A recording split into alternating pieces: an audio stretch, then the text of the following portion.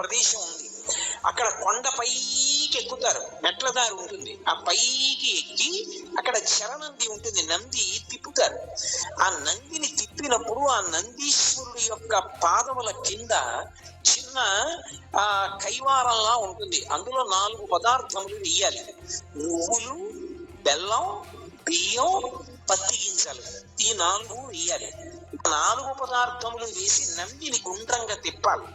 తిప్పితే 4 నలుగుతాయి. ఈ 4 నలిగిన తర్వాత శ్రీశైల శిఖరం వైపుగా నందిని ఉంచుతారు. ఉంచి ఇందాక నేను చెప్పినట్టుగా చేతివేళ్ళుంచి ఆయన పృష్ఠభాగాన్ని పట్టుకుని శ్రీశైల శిఖరం వంక చూస్తారు. అలా ఎవరు చూశారో శ్రీశైల శిఖరం దృష్టా పునర్జన్మ వీచ్యతే